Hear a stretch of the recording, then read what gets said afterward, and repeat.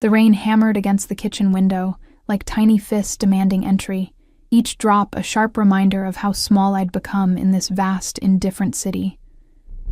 My fingers trembled as I scrubbed at the stubborn wine stain on the marble counter, the ammonia burning my nostrils, mixing with the lingering scent of expensive cigars and leather that still clung to the air from tonight's private event. 3 years in New York, and I was still just another invisible hand keeping the machine running, cleaning up after people who would never see my face. The restaurant had emptied hours ago, but I remained as always, finishing what others left behind. My back ached, a dull throb that had become my constant companion since I'd picked up the double shifts. The black uniform they made us wear hung loose on my frame now. I'd lost weight I couldn't afford to lose, surviving on coffee and whatever the kitchen staff didn't throw away at closing. I was so focused on the stain that I didn't hear him enter. "You missed a spot." The voice cut through the silence like a blade. Smooth, dark, and laced with something that made every hair on my body stand at attention. I spun around, my heart lurching into my throat, the cleaning rag falling from my suddenly numb fingers. He stood in the doorway between the kitchen and the private dining room, and the world seemed to tilt on its axis. Everything about him screamed danger dressed in a $10,000 suit.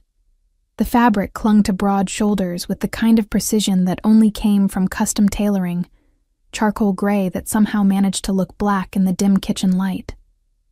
His presence filled the space in a way that had nothing to do with his height, though he was tall, easily over 6 feet, and everything to do with the raw power that emanated from him like heat from a flame, but it was his face that made my breath catch. Young, maybe early 30s, with sharp aristocratic features that belonged on a Renaissance sculpture. Dark hair swept back from a face too beautiful to be real, except for the eyes. God, those eyes. They were the color of whiskey held up to firelight, amber and gold and absolutely merciless as they fixed on me with an intensity that made me want to run and stay perfectly still at the same time. I'm sorry, sir. The restaurant is closed. My voice came out smaller than I intended, swallowed by the vast space between us. He didn't move, but somehow the air grew thicker. Behind him, I caught movement, a shadow that resolved into a man built like a concrete wall, dressed in black, his hand resting casually near his jacket, in a way that made my stomach clench. Security, the kind that didn't ask questions before acting. "I'm aware." He took a step forward, and I instinctively backed against the counter, my hip hitting the edge hard enough to bruise. "I own the building." Of course he did. Men like him owned everything. The scent of him reached me then, expensive cologne, something with notes of cedar and smoke, underlaid with something darker, more primal. It wrapped around my senses like silk, foreign and intoxicating in a way that terrified me. I'd spent my entire life around people who smelled like sweat and desperation. This was different. This was the scent of power, of money, of a world I could never touch. I was just finishing up, I managed, my fingers gripping the counter behind me for support. "I'll be out of your way in... What's your name?" The question stopped me cold. Men like him didn't ask for names. We were faces that blurred together, interchangeable parts in their perfect machines. "Sophia," I whispered, and hated how small it sounded in the cavernous kitchen. He tilted his head slightly, studying me with those predatory eyes, and I felt stripped bare under his gaze. My cheap shoes with the worn soles, the uniform that had seen better days, the exhaustion I couldn't hide no matter how much concealer I used, he saw all of it. And instead of the dismissal I expected, something flickered in those amber depths. Interest. Attention. The kind that made prey freeze in the headlights. "Sophia." He repeated my name like he was tasting it, rolling it around in his mouth to test its flavor. "Do you know who I am?" I shook my head, not trusting my voice.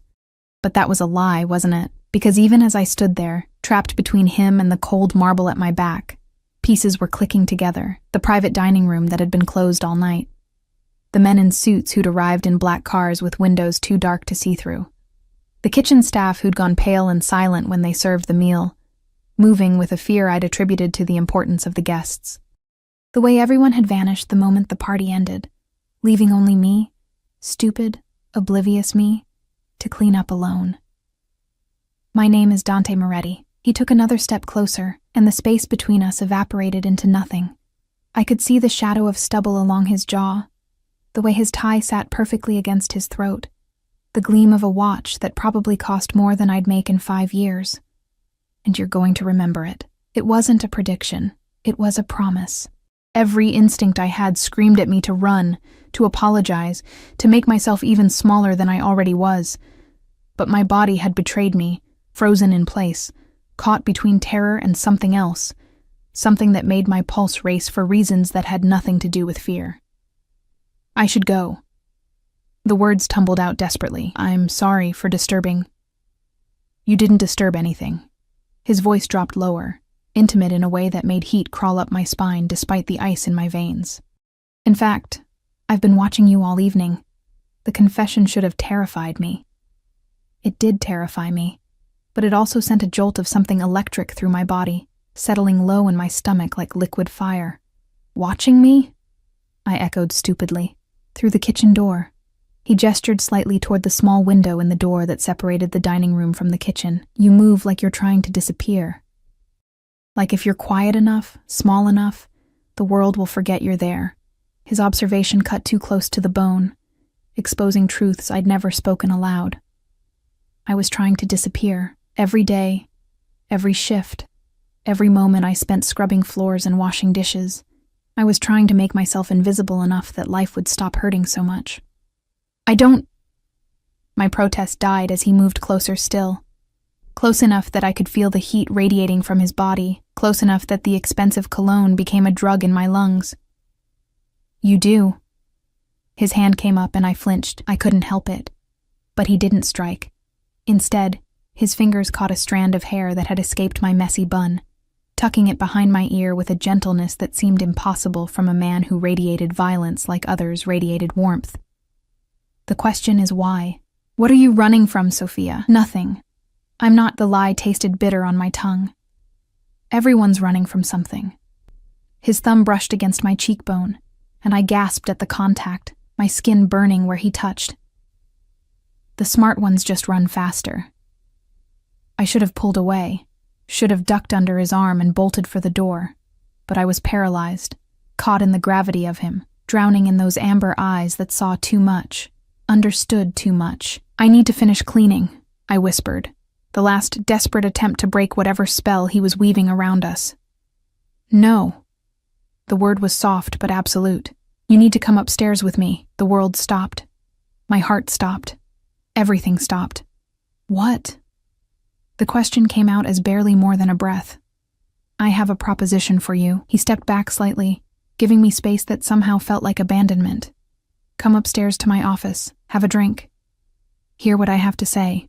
I can't. My mind scrambled for excuses, for reasons, for anything that would let me escape this moment.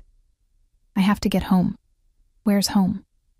The question was casual, but his eyes were anything but. That studio apartment in Queens? The one with the broken heater and the landlord who hasn't fixed the leak in 3 months? Ice flooded my veins. How do you? I make it my business to know things. He said it like it was the most natural thing in the world, like invading my privacy was just another Tuesday evening. I also know you're 2 months behind on rent, that you're working 3 jobs just to keep that shithole, that you send money back to your mother in Pennsylvania every month even though you can barely feed yourself.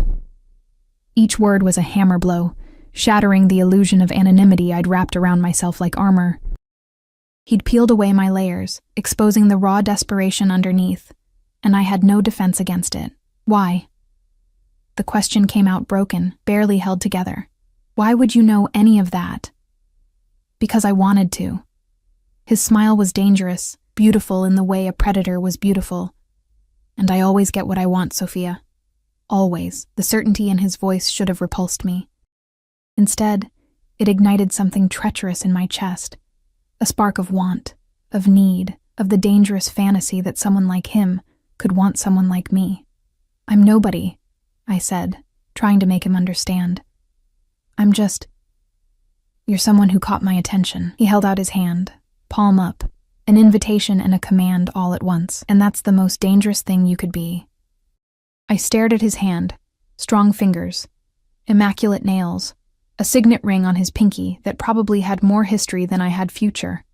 Taking it would change everything. I knew that with a bone-deep certainty that terrified me. Whatever waited upstairs, whatever proposition he had, it would mark a before and after in the story of my life. Behind him, the security guard shifted, a subtle reminder that I wasn't really being given a choice.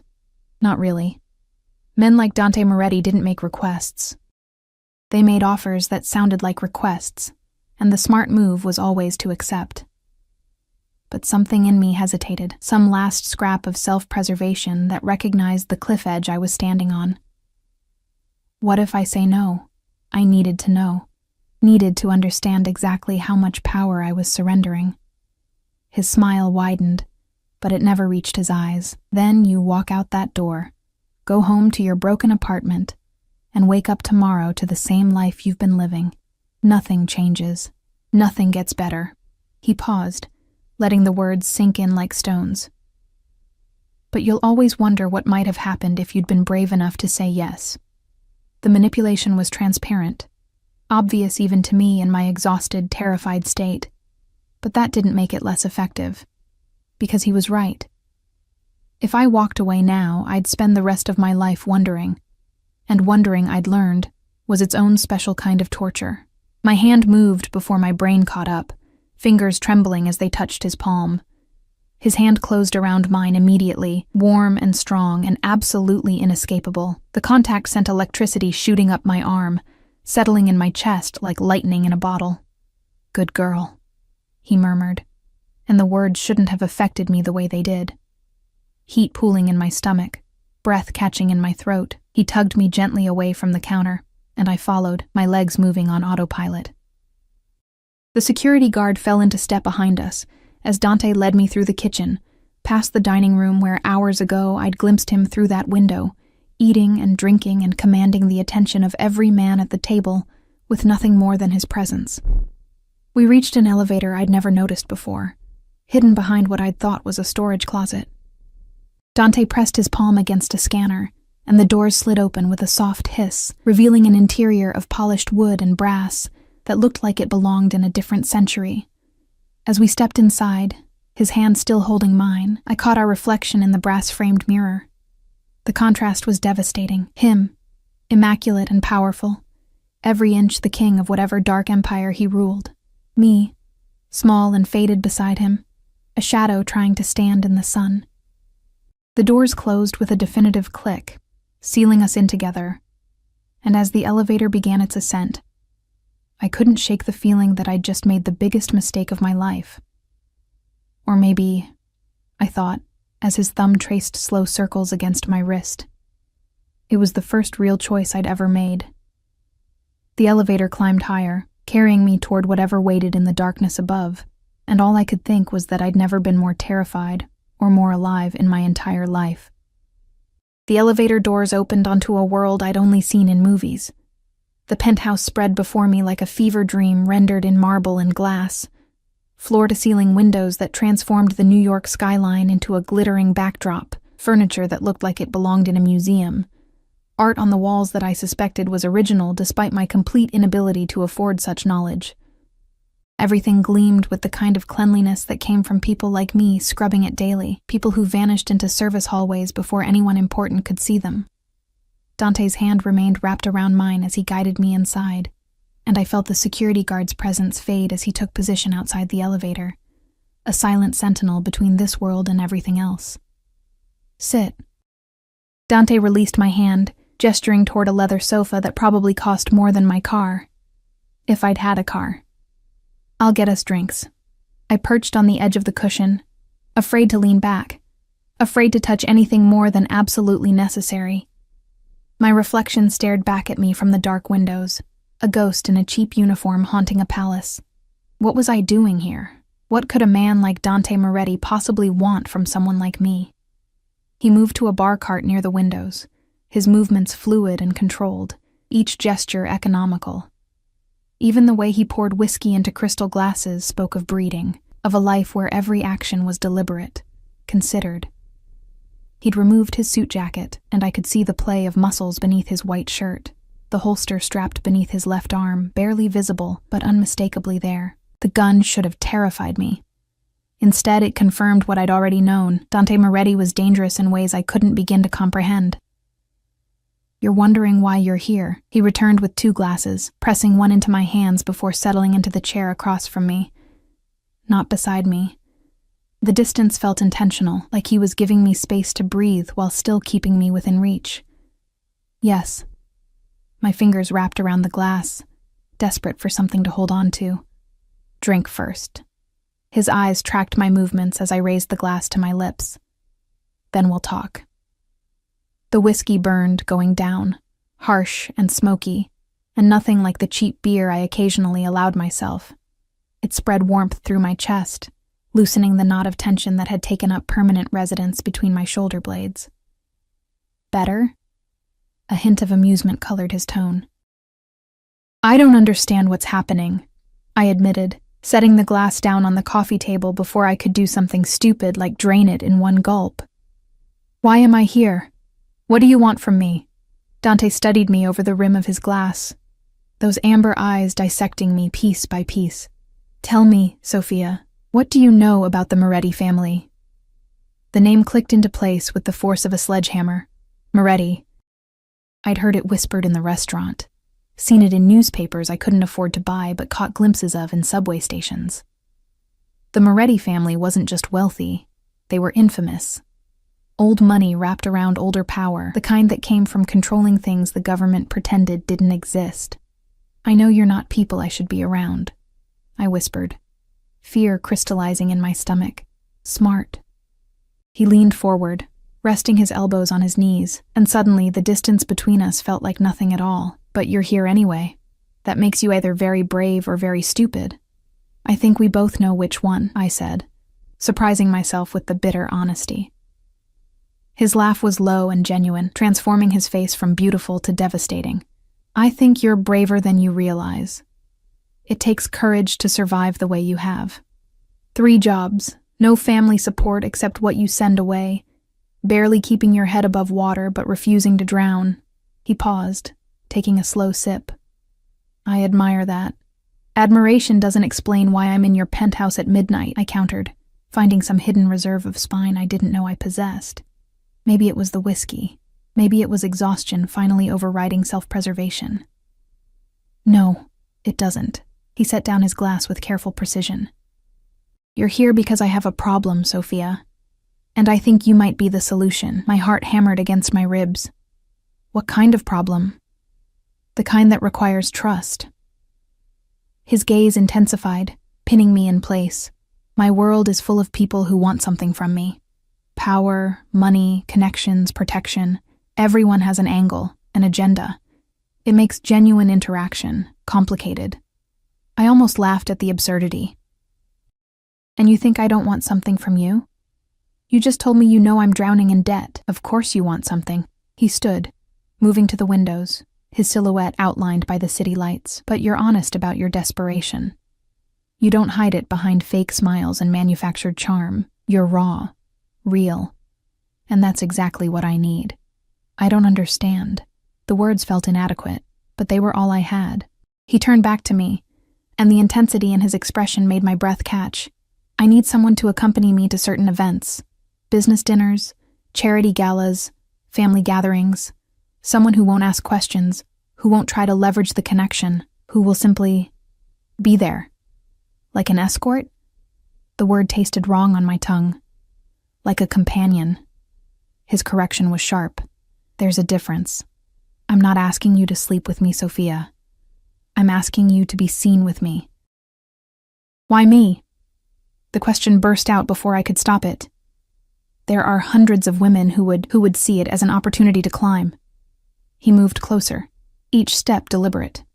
"Who would immediately start planning how to become the next Mrs. Moretti, how to sink their claws in deep enough that I couldn't extract them. You, on the other hand." He stopped directly in front of me, so close I had to tilt my head back to maintain eye contact.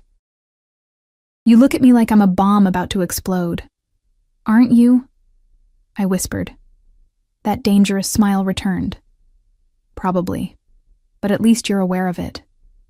He reached down, his fingers brushing against my chin, tilting my face up further. Here's my offer. You come with me when I need you. You dress appropriately. I'll provide the wardrobe.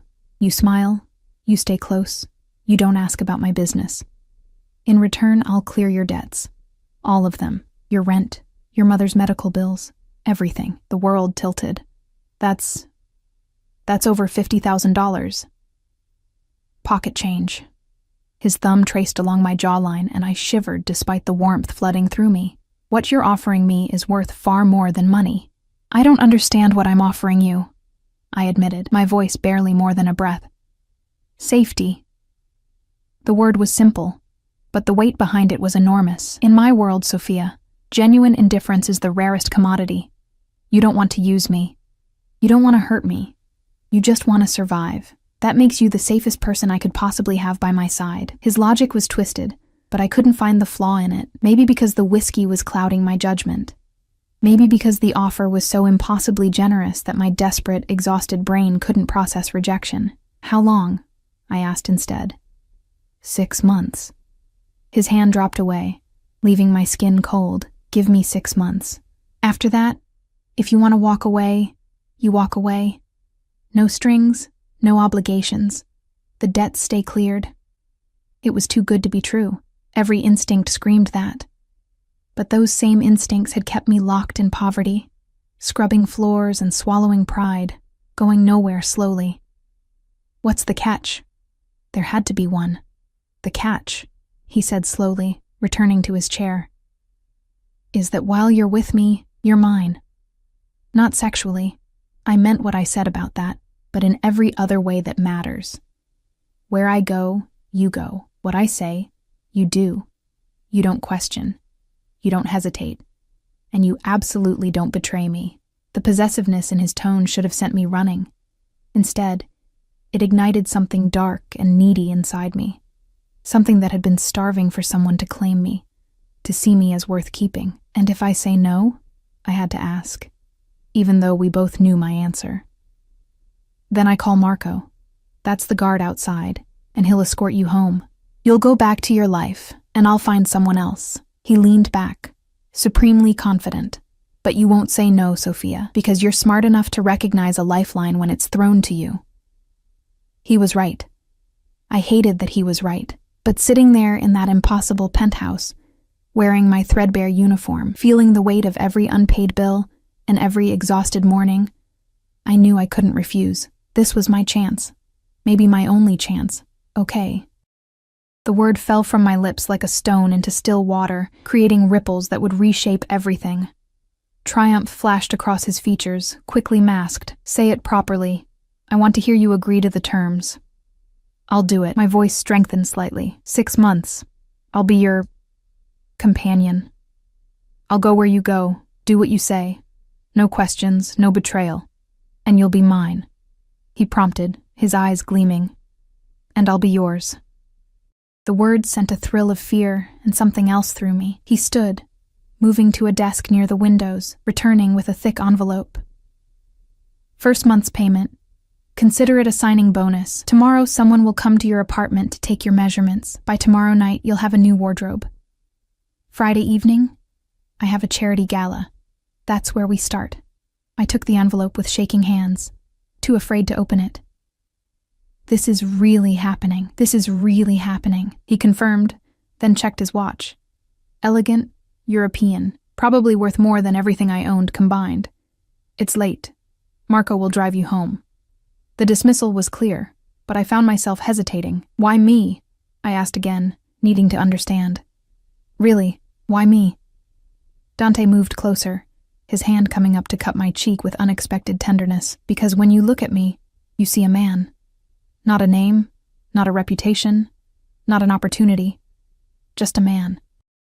And I haven't been just a man in a very long time. Before I could respond, before I could process the vulnerability hidden in those words, he stepped back. Marco will be waiting. Go home, Sophia. Get some sleep. Your life changes tomorrow. I stood on unsteady legs, still clutching the envelope. As I moved toward the elevator, I felt his eyes tracking my every step, the weight of his attention like a physical touch. At the threshold, I turned back. He stood silhouetted against the windows, hands in his pockets, looking every inch the king of his dark domain. Beautiful and dangerous, and absolutely certain of his power. "Thank you," I whispered, though I wasn't sure what I was thanking him for. The money? The offer? The illusion that I mattered. "Don't thank me yet, Sophia." His smile was sharp in the darkness. "You might come to regret this." The elevator doors closed on his words, and as Marco drove me home through rain-slicked streets in a car that cost more than I'd make in 10 years, I opened the envelope with trembling fingers. $10,000 in cash stared back at me. I pressed my hand against my mouth, stifling the sob that threatened to escape. This was real. This was happening.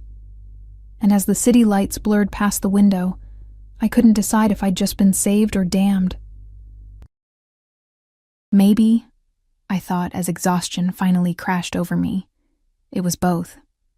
The next morning arrived with cruel punctuality, sunlight stabbing through the gaps in my broken blinds like accusatory fingers. I'd barely slept.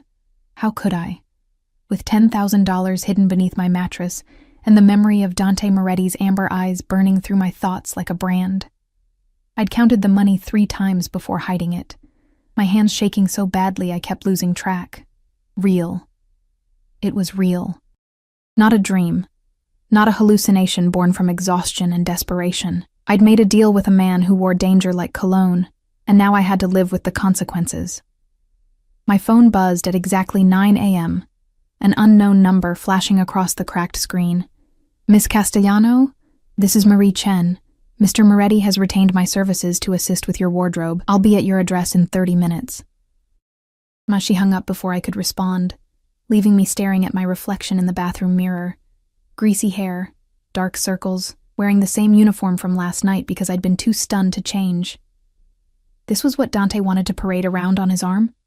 This exhausted ghost? I scrambled through the fastest shower of my life, the water lukewarm because of course the building's hot water was rationed. My nice clothes consisted of 2 pairs of jeans and 3 shirts that weren't actively falling apart. I chose the jeans without stains and a black sweater with only 1 small hole near the hem, then stared at my tiny apartment with mounting horror. Marie Chen was coming here. Someone from Dante's world was about to see how I really lived. The studio was barely 300 square feet of peeling paint and warped floors. My bed was a mattress on a metal frame, covered with blankets I'd had since college. The kitchenette consisted of a hot plate, a mini fridge that hummed ominously, and a sink that dripped no matter how tightly I turned the faucet.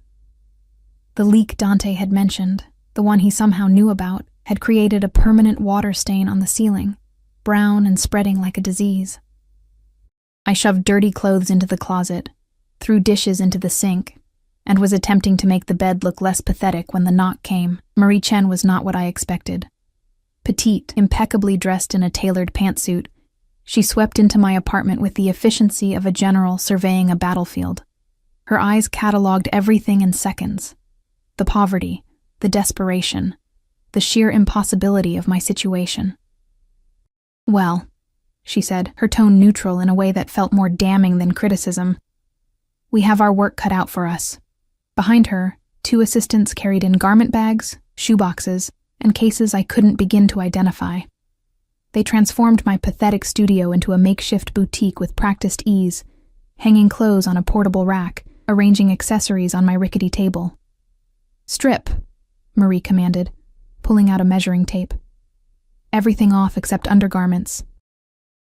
I hesitated, suddenly aware of how worn my bra was, how the elastic in my underwear had long since given up. But Marie's expression brooked no argument, so I peeled off my clothes with burning cheeks, standing in the middle of my apartment in my shame while she measured every inch of me with clinical precision. "Size 2, she muttered, making notes on a tablet. "Probably were a 4 before the weight loss. We'll need to account for that. Mr. Moretti wants you fed properly." She glanced up sharply. "When's the last time you ate a full meal?" Yesterday? The lie was transparent. Try again. 3 days ago. The admission tasted like failure. I had ramen. Marie's expression softened fractionally. "One of you, go to the deli on the corner, get soup, sandwich, fruit, actually edible food, She turned back to me. You'll eat while we work. Mr. Moretti was very specific. He wants you healthy. The casual possessiveness in her words, he wants you healthy, sent a shiver through me that had nothing to do with standing half naked in my cold apartment. For the next 3 hours, Marie orchestrated a transformation that felt more like an invasion. She brought dresses and fabrics I'd never touched, silk, cashmere, Italian wool, shoes that cost more than my monthly rent, jewelry that made my hands shake when she fastened it around my throat, makeup, skincare products, hair treatments, an arsenal of femininity that I'd never had access to, never even dreamed of affording. The gala is tomorrow night, Marie explained as she demonstrated proper skincare technique, her fingers surprisingly gentle as they smoothed cream across my face. Mr. Moretti will collect you at 7. You'll wear the midnight blue dress. It brings out your eyes. Hair down, minimal jewelry. He wants you to look elegant but not ostentatious. Does he always dictate what women wear? The question escaped before I could stop it. Marie's smile was knowing. Mr. Moretti dictates everything, Miss Castellano. The sooner you accept that, the easier your life will be. She stepped back, examining me with a critical eye, but for what it's worth, his taste is impeccable. Trust him. Trust him. The man who'd invaded my privacy, learned my secrets, and bought my compliance with money I desperately needed. Trust him. What else should I know? I asked instead, watching as her assistants packed away the clothes I wouldn't be wearing tomorrow, leaving only the essentials. Don't speak unless spoken to at first. Just observe. Don't drink too much. Mr. Moretti needs you clear-headed. Don't wander away from him. There will be people there who would love to use you against him. She paused, her expression turning serious. And whatever you see, whatever you hear, forget it the moment you leave. His world has rules, Miss Castellano. Break them, and the consequences are severe. Fear crawled up my spine. What kind of consequences? The kind we don't discuss. Marie handed me her card. My number. Call if you need anything before tomorrow. Mr. Moretti wants you comfortable. After they left, my apartment looked both better and worse. The new clothes hanging in my closet mocked everything else I owned. The skincare products lined up on my bathroom sink seemed to highlight the water damage and mold. I was Cinderella with one foot in the ball and one still trapped in the ashes. I forced myself to eat the sandwich they'd brought, though it sat like stones in my shrunken stomach. Then I pulled out my laptop, ancient, held together with tape and prayer, and did what I should have done last night. I researched Dante Moretti. The results made my blood run cold. Articles about the Moretti family's alleged connections to organized crime, photographs of Dante at exclusive events, always surrounded by men who looked like they killed people for a living, a Wikipedia page that listed his business ventures, nightclubs, restaurants, real estate, but everyone knew those were fronts. The comments sections whispered about protection rackets, money laundering, worse things that people were too afraid to name, and the women. God, the women. Photographs of Dante with a rotating cast of beautiful, polished women on his arm, models, actresses, socialites, none lasting more than a few months before disappearing from his side. What happened to them? Where did they go? The internet offered no answers, just speculation and rumor. One article from 6 months ago caught my attention. Moretti Empire in turmoil after betrayal. The details were vague, protected by legal threats, but it mentioned a trusted associate who'd stolen from the family. The associate had vanished shortly after the article published. No body found. No arrests made. Just gone. I slammed the laptop shut, my heart racing. What had I agreed to? What had I walked into? My phone buzzed again. Another unknown number. Sophia. Dante's voice poured through the speaker like dark honey, and despite everything I'd just read, my body responded. Pulse quickening, breath catching. Marie tells me the fitting went well. She's very thorough, I managed, hating how breathless I sounded. She's the best. A pause. How are you feeling about tomorrow? Terrified. Excited. Completely out of my depth. Fine. His low chuckle suggested he knew I was lying. You researched me. It wasn't a question. My blood froze. How did you... I know everything you do, Sophia. I told you that. No anger in his tone, Just certainty. What did you find? Enough to know I should be afraid of you. Honesty seemed safer than lies. Good. The word wrapped around me like chains. Fear will keep you careful. Careful will keep you safe. And I need you safe, Piccola. Do you understand? The Italian endearment, little one, shouldn't have affected me, but it did. Why do you need me safe? Because you're mine now. Absolute, simple, terrifying. What's mine, I protect. What threatens what's mine, I destroy. Those are the rules. I should have argued, should have pushed back against the possessiveness that dripped from every word. But sitting in my pathetic apartment, surrounded by evidence of his wealth and power, I felt the truth settle into my bones. I wasn't a companion. I was a possession. And Dante Moretti protected his possessions with the same ruthlessness he used to eliminate his enemies. I'll be ready tomorrow, I whispered, because what else could I say? 7 o'clock. Wear what Marie selected. And Sophia? His voice dropped lower, intimate. Sleep well tonight. Tomorrow, you enter my world. There's no going back after that. He hung up before I could respond, leaving me clutching the phone like a lifeline in shark-infested waters. That night, I dreamed of amber eyes and silk ties, of hands that could caress or kill with equal ease. I dreamed of drowning in luxury while chains made of gold wrapped around my wrists, and when I woke, gasping, in the cold darkness of my apartment, I couldn't tell if the dreams were warnings or promises. Friday evening arrived too quickly and not quickly enough. I spent the day in a haze of anxiety, calling in sick to my shifts. The first time I'd ever done that. The money hidden under my mattress whispered that I could afford it now. But guilt gnawed at me anyway. My co-workers depended on me. My boss would be furious, but Dante had made it clear. When he called, I answered. Everything else was secondary. I started getting ready at 5, following Marie's instructions with trembling hands. The shower, the lotions, the careful application of makeup that made me look like a stranger. Polished, elegant, almost beautiful. The midnight blue dress slid over my skin like water, hugging curves I'd forgotten I had. The neckline dipping low enough to be sophisticated without being indecent. The heels added 3 inches to my height, but felt like stilts.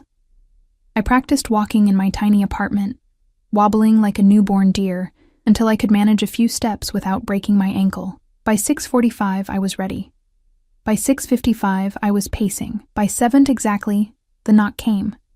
But it wasn't Dante at my door. It was Marco, the security guard from the elevator, his expression neutral as he took in my transformation. Mr. Moretti is waiting downstairs, Miss Castellano. Of course he was.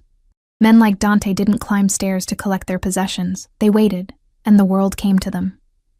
Marco escorted me down the narrow stairwell, no elevator in my building, and out onto the street where a black car idled at the curb. Not just any car, a Bentley, sleek and dangerous. Windows tinted so dark I couldn't see inside. Marco opened the back door, and suddenly I was face to face with Dante Moretti. If he'd been devastating in a suit before, he was absolutely lethal in a tuxedo.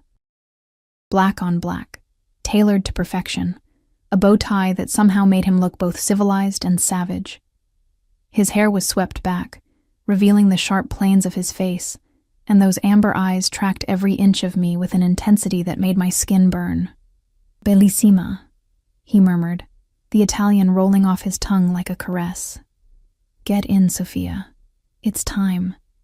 I slid into the car beside him, hyper-aware of every point where our bodies almost touched, and as Marco closed the door, sealing us in leather-scented luxury, I felt the last threads of my old life fall away. Dante's hand found mine in the darkness, his fingers threading through mine with possessive certainty. Ready? He asked, though we both knew it didn't matter if I was or not. The car pulled away from the curb, carrying me toward a world of glittering danger, and all I could do was hold on to Dante's hand and pray I'd survive what came next. The gala was held at the Metropolitan Museum of Art, because of course it was. Dante's world didn't do things halfway.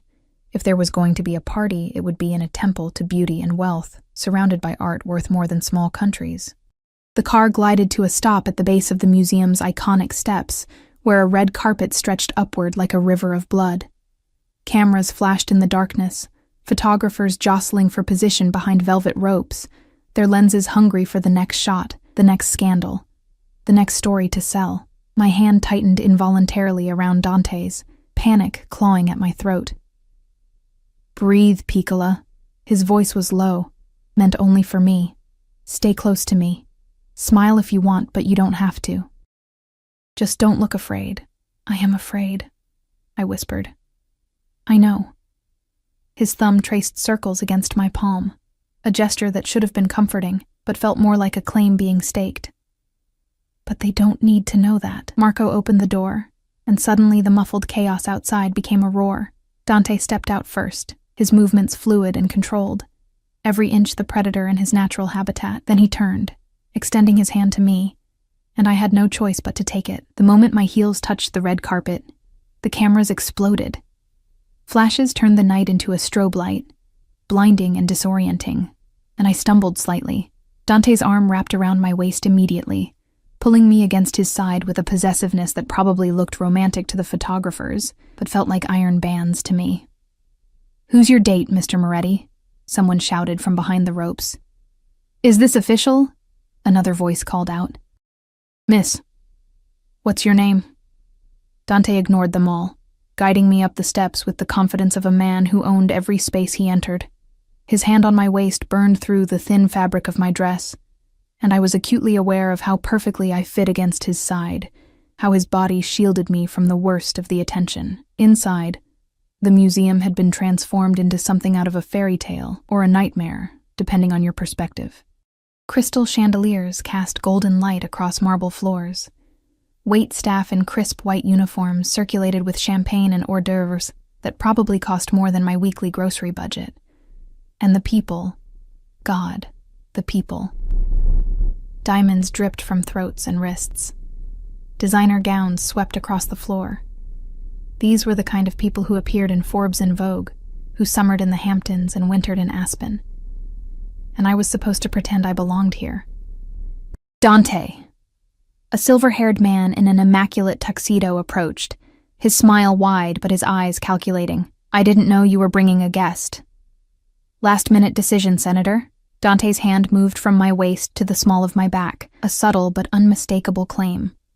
"Sophia, this is Senator Blackwell." "Senator, Sophia Castellano." The senator's eyes raked over me, assessing, categorizing. I saw the moment he dismissed me as irrelevant. Just another pretty face on Dante's arm, here today and gone tomorrow. "Charming," he said, already turning his attention back to Dante. "We should talk about that development project in Brooklyn. I have some concerns about the zoning. Not tonight." Dante's voice carried an edge that made the senator's smile falter.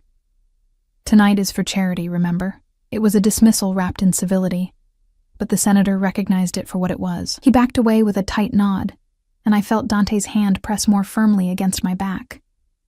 "That's how you handle them," he murmured against my ear, his breath warm against my skin. "Polite but firm. Never give them more than they deserve."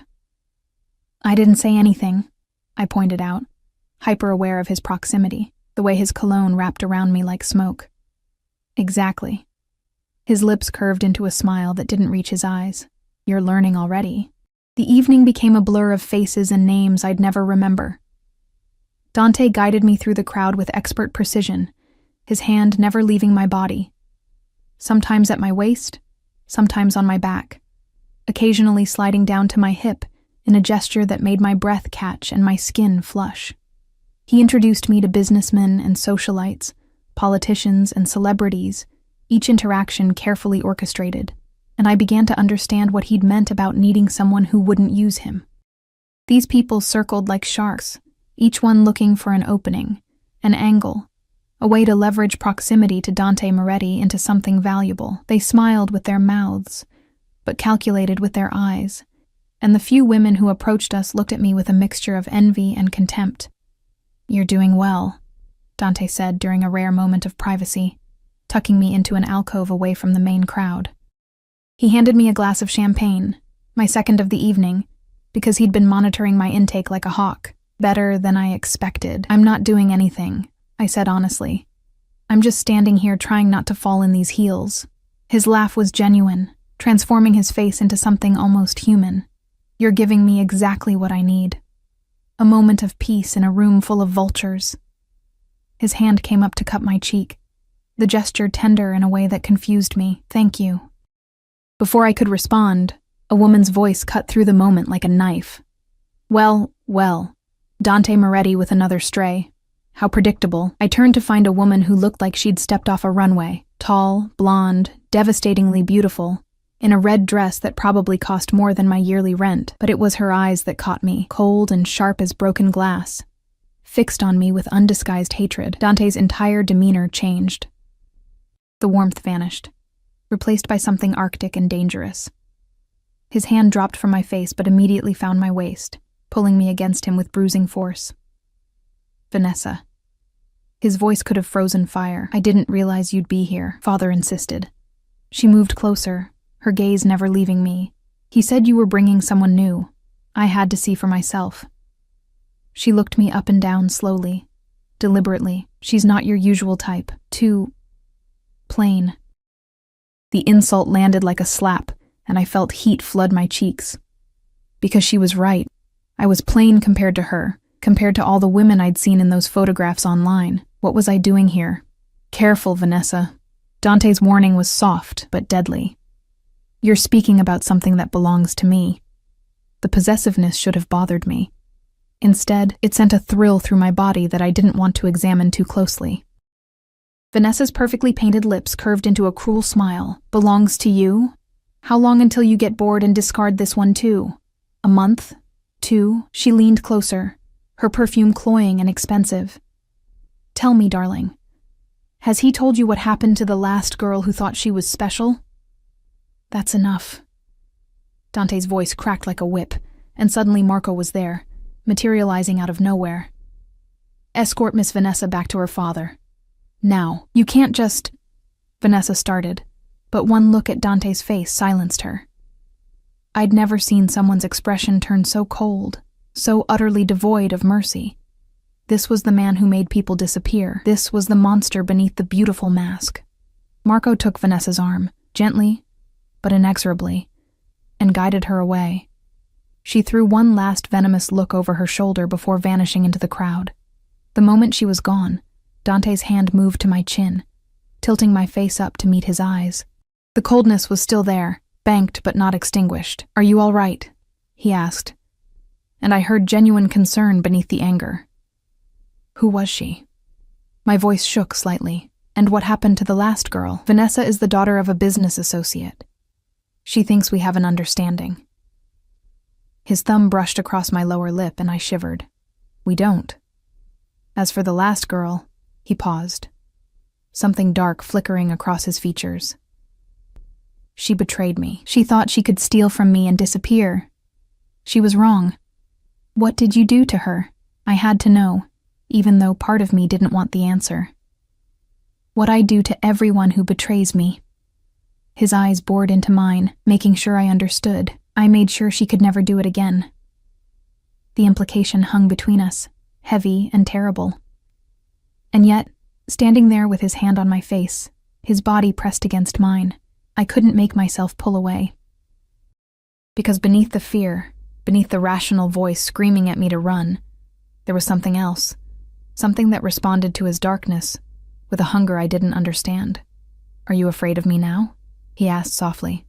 "Yes," I whispered. "Good."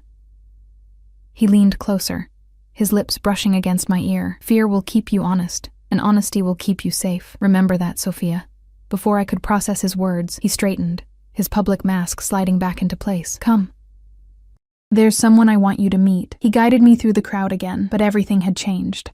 I was acutely aware of the danger radiating from him, of the way people instinctively moved out of his path, and I was aware of my own traitorous body, responding to his touch, despite knowing what he was capable of. We approached an older man holding court near a massive marble sculpture. 60s, distinguished, with silver hair, and eyes that missed nothing. The group around him parted immediately when they saw Dante approaching. "Uncle Salvatore."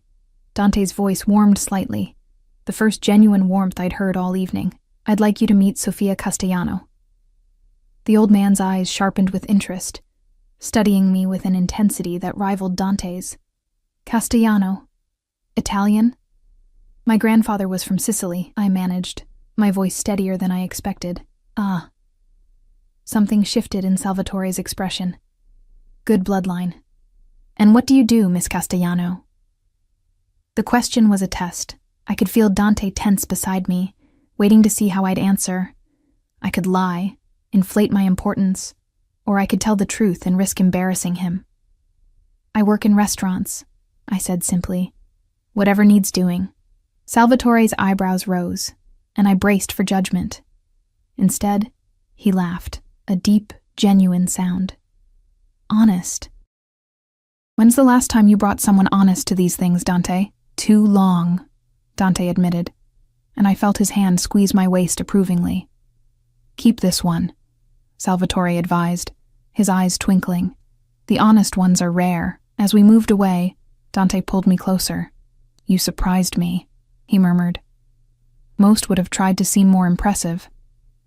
I'm not impressive, I said. Lying about it won't change that. You're wrong. His voice dropped to that intimate register that made my stomach flutter. You're the most impressive person here. You're surviving a world that wants to break you, and you're still standing. That's worth more than all their money and connections combined. His words shouldn't have affected me so deeply, but they burrowed into my chest and took root. When's the last time someone had seen my struggle as strength instead of failure? The rest of the evening passed in a haze. Dante kept me close, his body a constant presence against mine, his hand never straying far, and slowly, I began to understand the nature of his possession. It wasn't about control, or not just about control, it was about protection. In his world, being claimed by Dante Moretti meant being untouchable.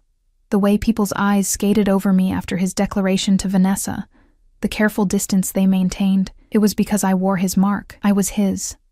And in his world, that meant something. Near midnight, as the gala began winding down, Dante guided me toward a private balcony overlooking the museum's sculpture garden. The cool night air was a relief after the stifling heat of the party, and I breathed deeply, trying to clear my head. You did well tonight. Dante stood close behind me, his hands coming to rest on the balcony railing on either side of me, caging me in, better than well. You were perfect.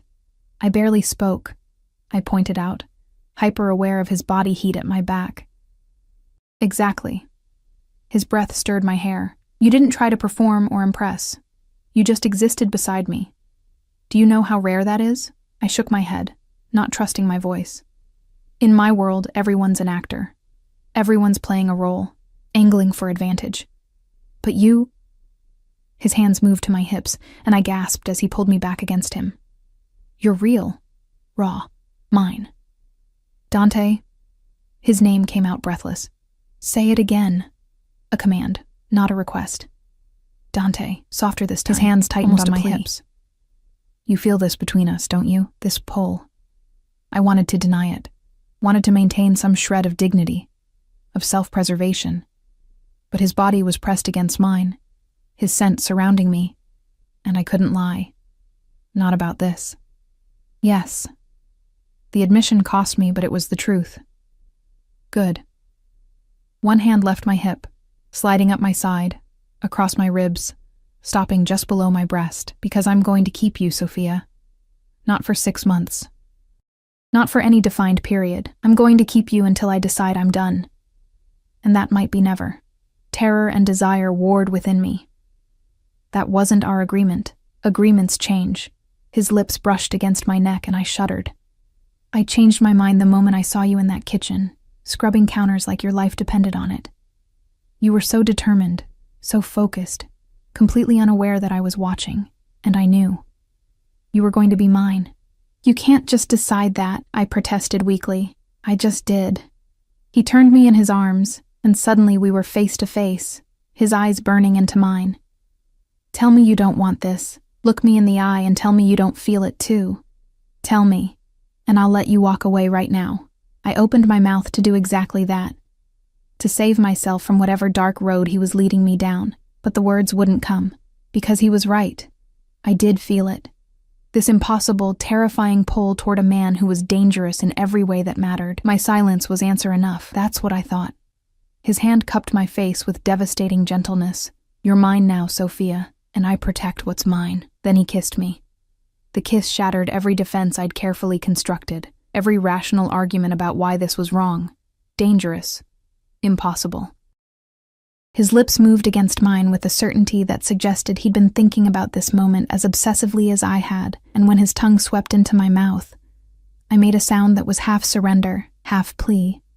His hand tangled in my hair, angling my head to deepen the kiss, while his other arm banded around my waist, pulling me flush against him.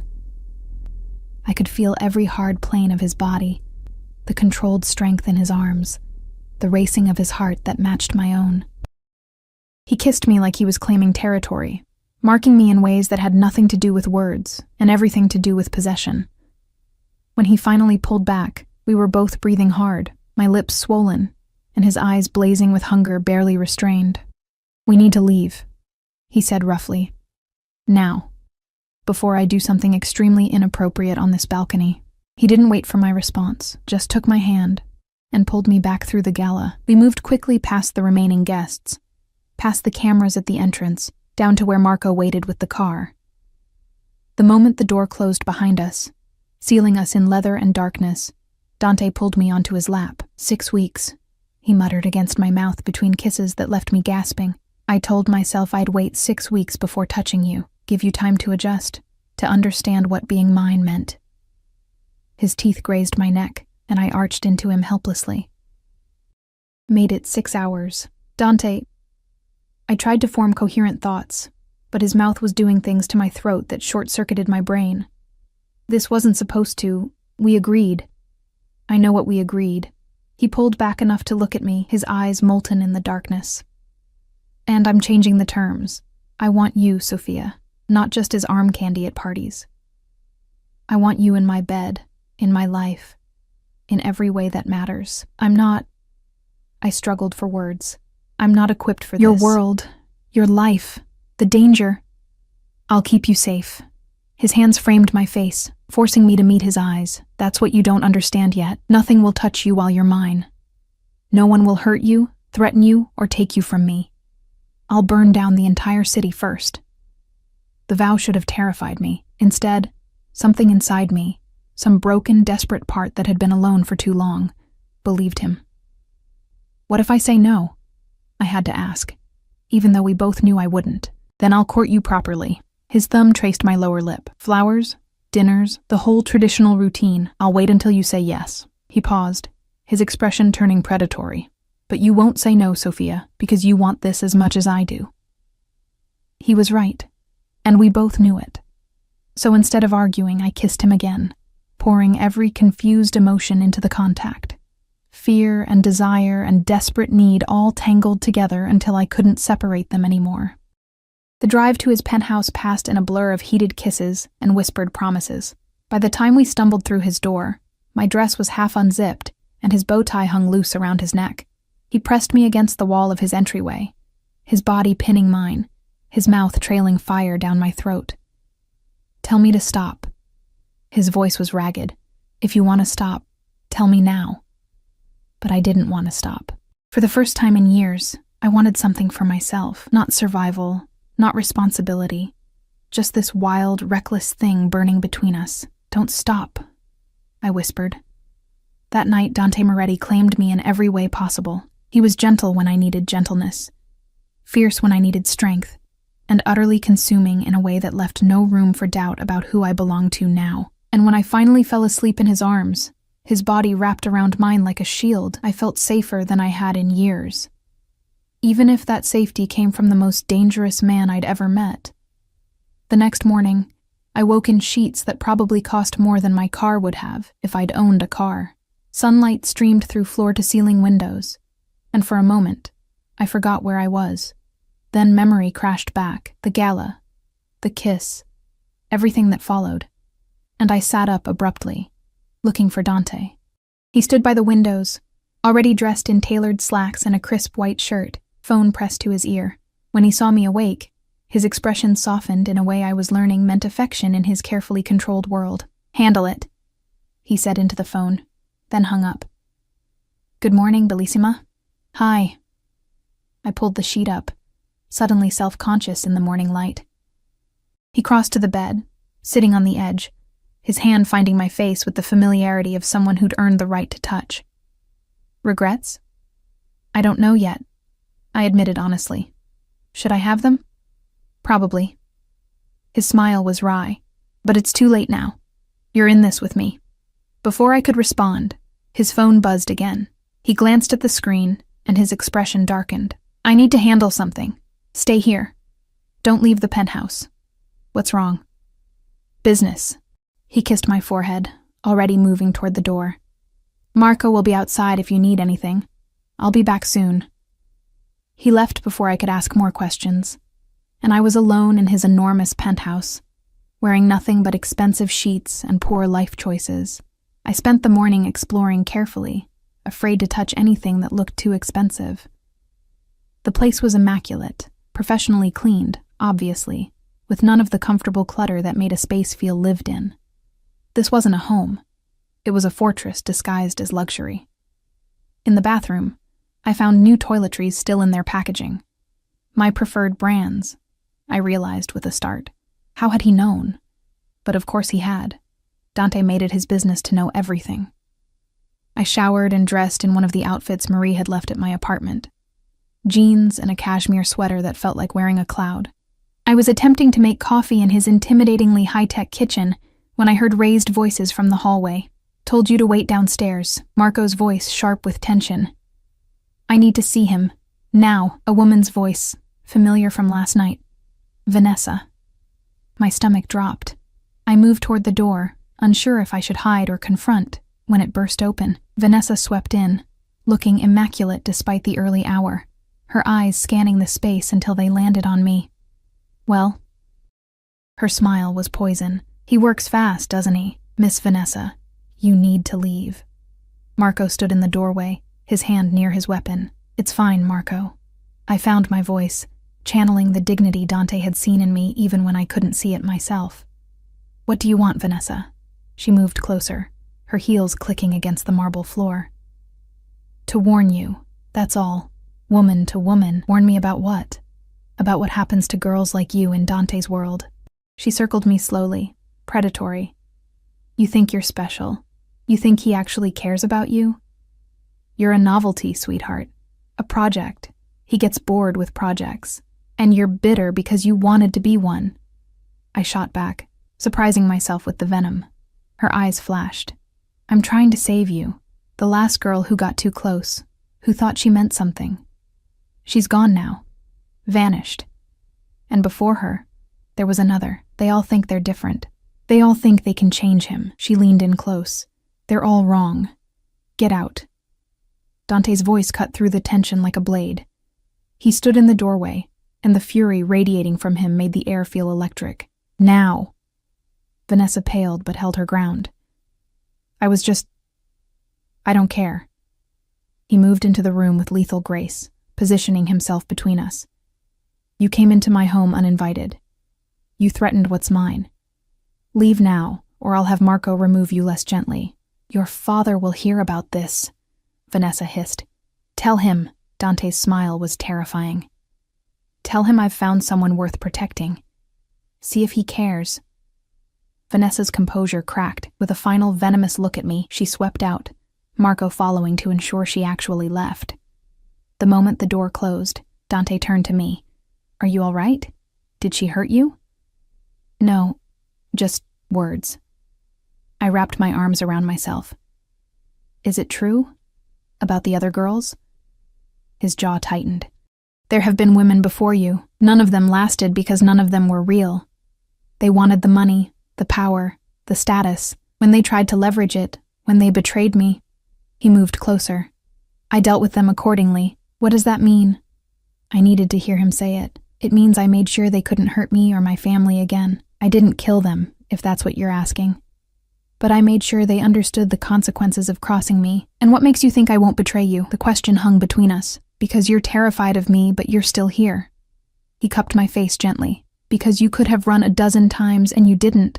Because when I look at you, I don't see calculation. I see fear and desire and honesty. His forehead pressed against mine. I see someone worth keeping. I'm still scared, I whispered. Good. That means you're smart. He kissed me softly. But I need you to trust me, Sophia. Can you do that? Trust the monster. Trust the man who admitted to destroying people who crossed him. Trust someone who'd invaded my privacy and bought my compliance. But when I looked into his eyes, I saw something beneath the predator. Vulnerability, loneliness, the desperate need to find something real in a world built on lies. And I realized we weren't so different, him and me. Both of us trying to survive in worlds that wanted to break us. Both of us desperate for something genuine. I'll try, I said finally. His smile was worth the risk. The weeks that followed were a strange blend of luxury and danger, of tender moments and harsh realities. I moved into Dante's penthouse officially. My sad little apartment packed up by people I never saw. My debts vanished overnight. My mother's medical bills, covered, everything I'd been drowning in, gone. In return, I became part of Dante's life completely. I attended business dinners where men discussed things I pretended not to hear. I learned to stand silently at his side, reading the room for threats while he conducted business. I became fluent in the language of his world, the careful distances, the coded words, the understanding that some questions were never asked. But at night, in the darkness of his bedroom, he was just Dante, just a man who held me like I was precious, who whispered plans for a future I was afraid to believe in, who made me feel seen in ways no one ever had. I have something to tell you, he said one evening. 3 months into our arrangement, we sat on his balcony, the city glittering below us, his arm around my shoulders. About my father. I tensed. He rarely spoke about his family beyond Salvatore. He wants to meet you. Officially. Dante's voice was careful. It means he's accepting you as part of this family. Is that good? I asked. It's everything. He turned to look at me, his eyes serious. It means you're not temporary anymore, Sophia. It means you're permanent. Mine. Family. The word settled over me like a blanket, comforting and suffocating all at once. Family meant protection, but it also meant obligation. It meant being woven into the fabric of his world so tightly that extraction would tear me apart. Okay, I said simply, because what else could I say? I was already in too deep to swim back to shore. The meeting with his father was scheduled for the following week, but it never happened, because 4 days later, I woke up nauseous, my body rejecting breakfast with violent insistence. At first, I thought it was food poisoning. Then, I thought it was stress, but when it continued for 3 days straight, accompanied by exhaustion and heightened emotions, I knew with a certainty that made my blood run cold. I was pregnant. The pregnancy test I bought at a pharmacy 3 blocks from Dante's building, too afraid to buy it anywhere closer, confirmed what my body already knew. 2 pink lines that changed everything. I stared at the test in the pharmacy bathroom, my hand shaking so badly I nearly dropped it. What was I going to do? How could I tell Dante? We'd been careful, mostly careful, but apparently not careful enough. And now, I was carrying the child of a man who destroyed people for betraying him, who'd built his life on violence and control. What kind of father would he be? What kind of life could I give a child in his world? I wrapped the test in toilet paper and shoved it deep in my purse, my mind racing. I needed time to think, to figure out how to tell him, to understand what this meant for us. But fate, it seemed, had other plans. That evening, Dante came home earlier than usual, his expression thunderous. We have a problem. What kind of problem? I asked, trying to keep my voice steady, hyper-aware of the pregnancy test hidden in my purse across the room. Someone's been asking questions about you, about your background, your family, why you're with me. His eyes burned with barely contained fury. Someone's trying to use you against me. My blood ran cold. Who? I don't know yet, but I will. He pulled me against him, his arms like steel bands. I'm sending you away, somewhere safe, just until I handle this. No. The word burst out before I could stop it. I'm not leaving you. It's not a request, Sophia. His voice turned hard. You're in danger, real danger, and I won't risk you. We argued for hours, his insistence meeting my stubborn refusal. I couldn't leave now. Not when I needed to tell him about the baby. Not when everything was about to change. Finally, exhausted, we went to bed. The argument unresolved. Dante held me tightly, as if he could protect me through sheer force of will, and I lay awake, one hand pressed against my still flat stomach, wondering how to tell him that he wasn't just protecting me anymore. The next morning I woke alone. Dante had left early, a note on his pillow saying he'd be back by evening. I spent the day in a haze of anxiety, the pregnancy test burning a hole in my consciousness. I needed to tell him. Today. When he got home, I'd tell him everything. But when evening came, it wasn't Dante who walked through the door. It was Marco, his face grave. "Miss Sophia, you need to come with me. Now. What's wrong? Where's Dante?" "There's been an incident. He's fine," Marco added quickly, seeing my panic. "But he needs you somewhere secure. Please. We need to go." I grabbed my purse, the purse with the test still hidden inside, and followed Marco to the car. We drove through the city in tense silence, taking turns I didn't recognize, heading toward a part of town I'd never been. "Where are we going?" I finally asked. "Safe house." Mr. Moretti's orders. Marco's eyes never stopped scanning the streets. "Someone made a move tonight. He wants you protected until it's handled." The safe house turned out to be a nondescript building in Queens, the kind of place no one would look twice at. Marco escorted me to a third-floor apartment, sparsely furnished but clean, with bars on the windows and multiple locks on the door. "Stay here. Don't leave for any reason. Don't answer the door unless you hear the code word." He handed me a phone, a burner, by the looks of it. "Mr. Moretti will call when it's safe." "Marco. He'll explain everything." Marco's expression softened slightly. "He's trying to protect you, Miss Sophia. Let him." Then he was gone, and I was alone in a strange apartment, pregnant with the child of a Mafia boss who'd just sent me into hiding. I spent that night clutching the burner phone, jumping at every sound, but the call never came. Hours stretched into dawn, and still nothing. I tried to stay calm, tried to trust that Dante knew what he was doing, but as morning light crept through the barred windows, panic began to set in. Where was he? What had happened? Was he safe? The phone finally rang at noon, and I nearly dropped it in my haste to answer. "Dante? Sophia." His voice was rough, exhausted. "Are you all right?" "I'm fine." "What happened? Where are you?" "I can't explain now, but it's handled. I'm coming to get you." He paused. "I'm sorry you had to spend the night there. I wanted you close, but it wasn't safe." "I don't care about that." Relief flooded through me. "I just need you here. 2 hours. I promise." His voice softened. "I love you, Sophia. I should have said it before, but I'm saying it now. I love you."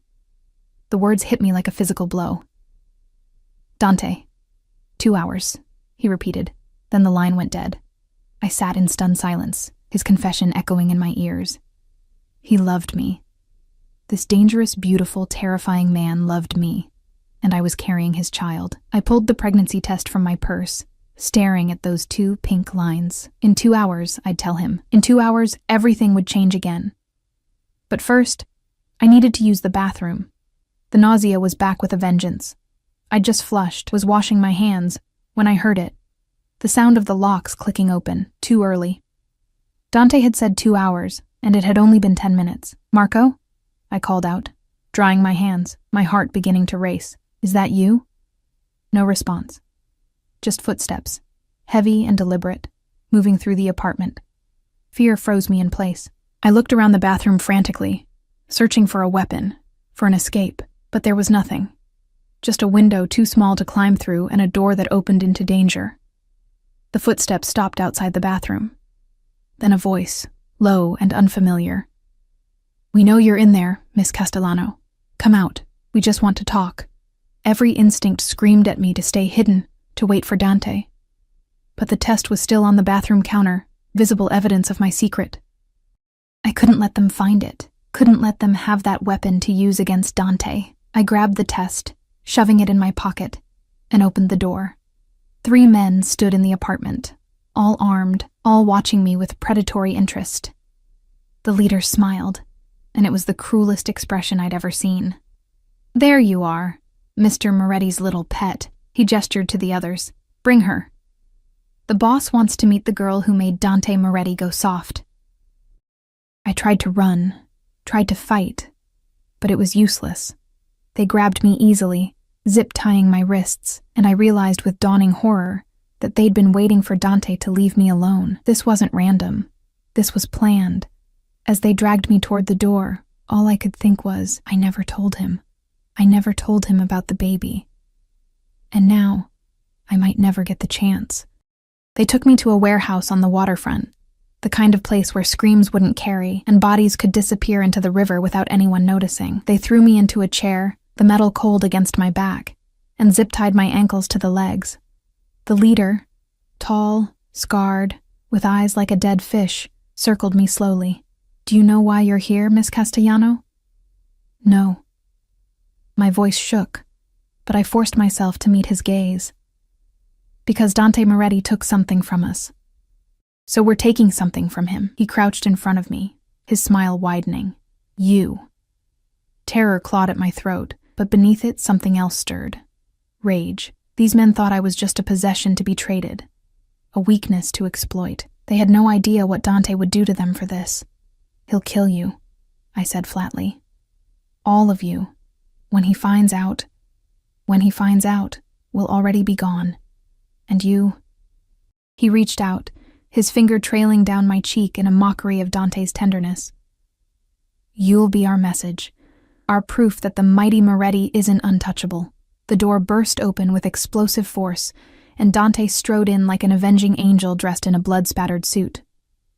Behind him, Marco and half a dozen armed men fanned out, weapons drawn. The transformation in Dante was terrifying. This wasn't the man who held me gently at night, or whispered sweet words against my skin. This was the monster, unleashed and hunting. Sophia. My name was a command, his eyes finding me immediately, cataloging every injury, every terror. Then his gaze shifted to the leader, and his expression turned arctic. "You touched what's mine." "Moretti?" The leader tried for bravado, but I heard the fear underneath. "This doesn't have to..." "You put your hands on her." Dante moved forward with lethal grace. "You zip-tied her wrists. You dragged her from a safe house I personally secured." Each word was punctuated by another step. "You made her afraid. It was just business." Dante's gun came up, the movement so fast I almost missed it. The shot echoed through the warehouse, and the leader crumpled, screaming, his kneecap shattered. That was for touching her. Dante's voice was conversational, terrifying in its calm. "Marco, get Sophia out of here." "No." I surprised myself with the force of the word. "Not yet." Dante's eyes snapped to mine, something dangerous and possessive flaring in their depths. "Sophia, I need to tell you something first." My voice steadied as I held his gaze. "Before anything else happens, I need you to know." Understanding flickered across his face. He holstered his weapon and crossed to me in 3 strides, cutting the zip ties with a knife that appeared from nowhere. His hands were gentle as he helped me stand, checking me over for injuries. "Tell me," he commanded softly, his hands cupping my face. I reached into my pocket, pulling out the crumpled pregnancy test. "I'm pregnant." The world stopped. Everyone in the warehouse froze, but I only saw Dante. Saw the shock ripple across his features, followed by something that looked like wonder, fear, and fierce possession all at once. "You're..." He couldn't finish the sentence, his eyes dropping to my stomach. "About 6 weeks, I think. I just found out. I was going to tell you, but then..."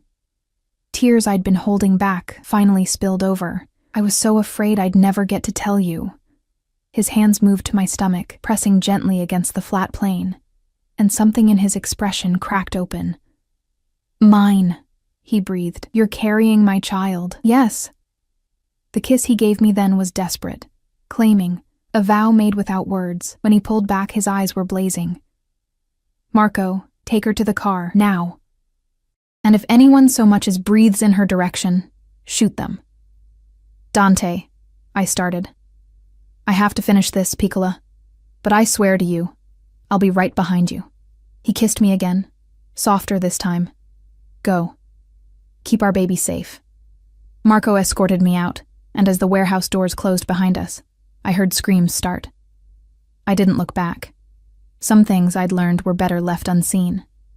An hour later, Dante returned to the penthouse, his hands washed clean, but his eyes still carrying the shadow of what he'd done.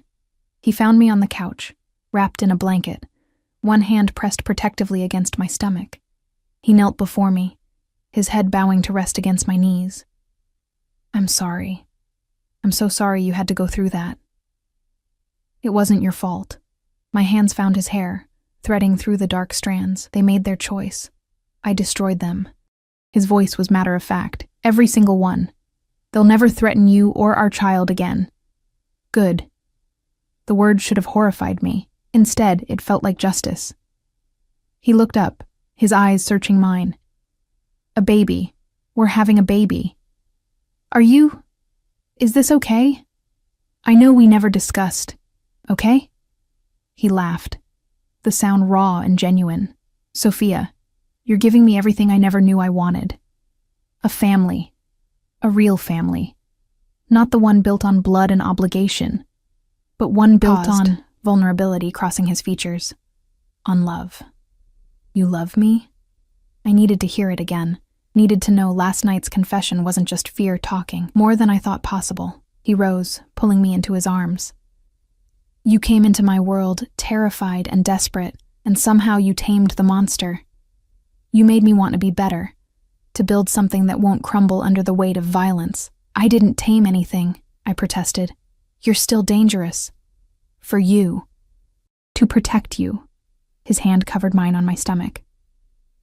And now, to protect them. Our child will grow up safe, Sophia, I swear it. Over the next months, as my body changed and grew, so did our lives. Dante became fiercely protective, almost obsessively so. He moved business meetings to accommodate my doctor's appointments. He had the penthouse child-proofed months before it was necessary. He read parenting books with the same intensity he brought to business deals, and he loved me with a ferocity that sometimes scared me, but always anchored me. The night I went into labor, 7 months after that first encounter in the restaurant kitchen, Dante held my hand through every contraction, his face pale but determined. And when our daughter finally arrived, tiny, perfect, with my eyes and his dark hair, he cried. I'd never seen him cry before. The monster wept over his daughter, holding her like she was made of glass and starlight. Isabella, he whispered, naming her after his grandmother. My little queen. As I lay in the hospital bed, exhausted and euphoric, watching Dante cradle our daughter with infinite tenderness, I thought about the journey that had brought us here. From that rain-soaked kitchen to this moment, from a desperate woman scrubbing counters to a mother building a family with the most dangerous man in the city, it shouldn't have worked. We shouldn't have worked. But somehow, against all logic and reason, we did. I love you, I told him, the words coming easily now. He looked up from our daughter, his eyes shining. I love you too. Both of you. My family. He leaned down, pressing a kiss to my forehead. Thank you for being brave enough to take my hand that night. Thank you for seeing me when I was invisible. I whispered back. Outside the hospital window, the city glittered in the darkness, full of danger and possibility. But inside this room, we were safe, protected by love, and a man who would burn the world to keep us whole. I'd made a deal with a monster and found my salvation. And as Dante began to sing softly to our daughter in Italian, his voice carrying lullabies his grandmother had sung to him, I knew I'd make the same choice again, every single time.